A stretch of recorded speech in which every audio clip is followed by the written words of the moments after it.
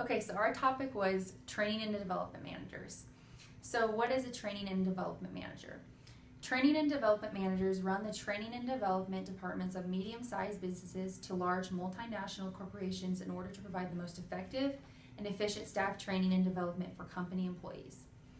So the typical job duties of a training and development manager. They oversee training and development staff.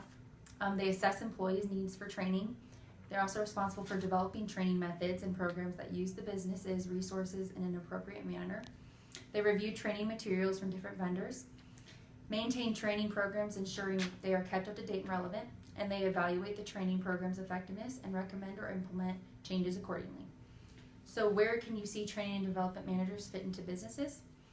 Training and development managers oversee a company's training specialists. Depending on the size of the firm, they generally report to human resources manager, operations manager, or a CEO. The skills that training and development managers need to possess and why. The skills that are required for them to do their job are as follows.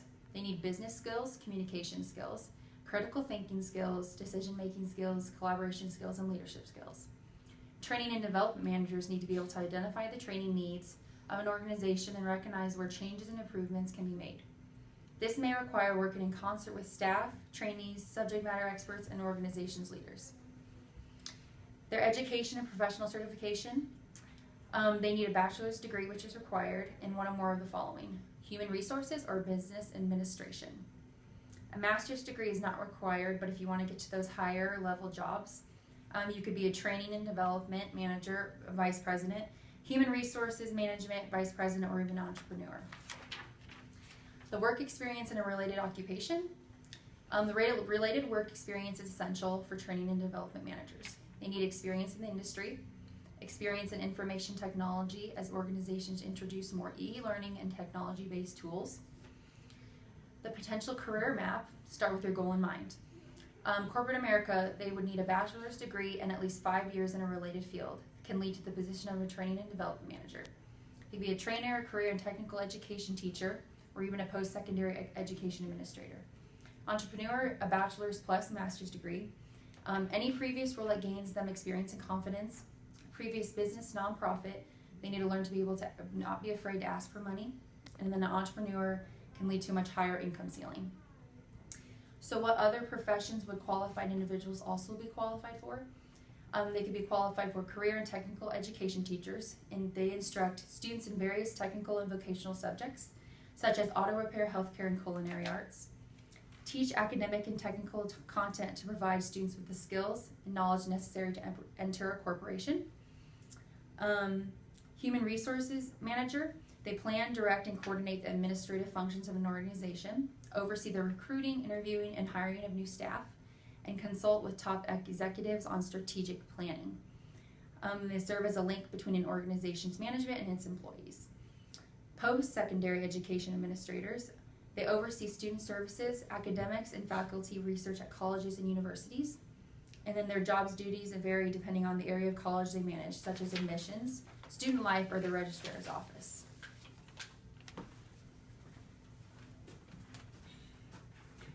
Demand for the training and development managers, we have 3 of them. How firms decide to hire training and development managers, value of training and development managers to business, and what are the drivers for demand for training and development managers by business. How firms decide to hire training and development managers. They have to maintain a competitive edge and to maximize profit.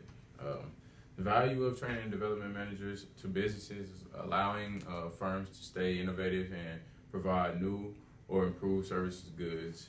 Allow for firms to produce their respective goods and services at a lower price through efficient training of staff. Deliver through thorough and focused approach to a staff development and training. Measures workers' productivity and improvement. What are the drivers of demand and for the training and development managers by businesses? Demand for training and development managers is highest in tech, professional, scientific industries. Another area is of high demand in enterprise constellation management firms.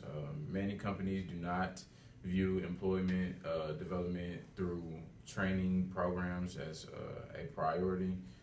This may be a high enough number to keep overall demand for training and development managers for increasing.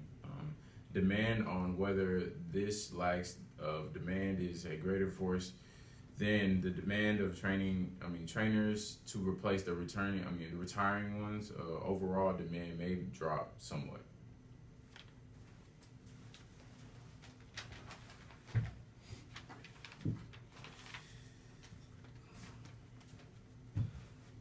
We got supply for training and development managers. Recognize the labor market is a research market and individuals represent the supply for this profession. With the videos I've seen, it talks about how supply is affected when a worker leisures instead of work, so the amount of leisure time is cut down. It also talks about what are the determinants of supply for training and development managers by businesses, the age of the firm, the size of the firm, nature of control, and the growth of employees. The nature of control affects the training intensive of the business.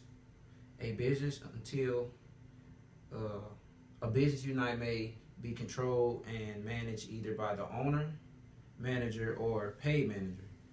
Some argue that paid managers tend to invest more in the training managers or the training development, while others argue that owner managers is more likely to invest more in training development. I also have which would then cause the supply curve to go up and to the right. The change in price and production would affect the cost of production and thus the supply.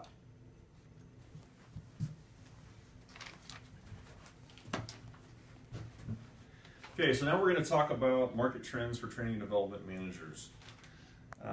Really, it's the same as it is in many industries out there. Obviously, if companies rely less on training managers because of some type of a technological innovation or another way to train, finding some other way to train their employees, the demand would shift to the left.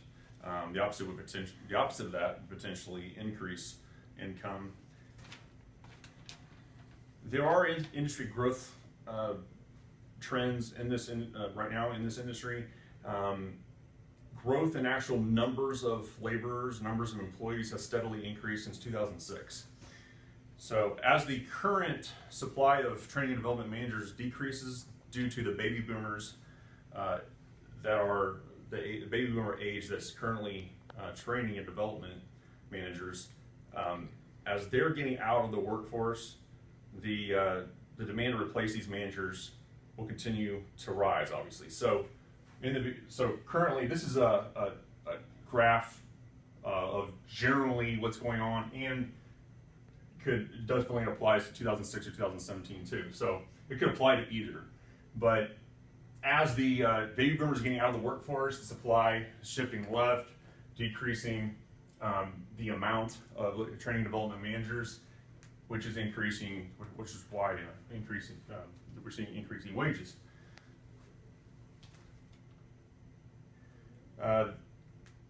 There's also a general increase in the amount of laborers needed and the amount of training development managers needed by corporations, just because of new businesses and the growth of existing corporations needing these workers. Total employed in 2017 was 63,000.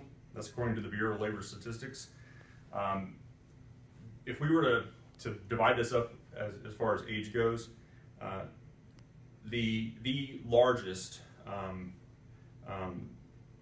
age bracket would be 55 to 64. Over a quarter of the workforce is the baby boomer area, followed by from age 45 to 54 is also about 26%, over a quarter. And then from there, say age 35 to 44 and age 25 to 34, it gets smaller after that. So definitely, this is definitely an older age group in this industry. but it is making opportunity for younger workers. As far as gender goes, 60% of training development managers are female. As far as race goes, 89% are white, 9% are Latino, and 6% are African American. Geographically, we have a lot of training and development managers on the East Coast and the West Coast, more so than in those two areas than in other districts and other areas of the country, with not very much changes happening recently. I mean, we've had a large decrease in New Hampshire, other places of the East Coast. If we want to look at median compensation because of these trends in supply and in demand, because of the decrease in supply in the 55 to 64 age bracket, and the trend in demand, which is a shift right in demand to replace those workers, that's been moving compensation up steadily since at least 2006 and actually before that. So here's median compensation for training and development managers. 2006, the median income was $80,246. 5 years later, it was $91,728. 5 years after that, $105,830. And then just last year, the median was $108,250. So again, for the near future, the trend is still going to be an increase in demand for training and development managers, according to the Bureau of Labor Statistics, and it's over 11% up until about 2026. That's the current factor. The elasticity that what we're seeing, or what we believe in this market, is that it's relatively inelastic. The product quality needed to maintain a competitive hold, it's highly competitive for firms out there. So they obviously want to train their training and development or they also obviously want to train their employees well to maintain quality and quality products, products and services out there, and so they're going to want to hold on to their training and development managers for the most part. So that necessitates that type of training. So just a little bit of insight. I mean, the industry will continue to high demand for new training managers because of the necessity for training to proper skill sets. Demand is relatively inelastic, so it does provide for the consistent increase of wages.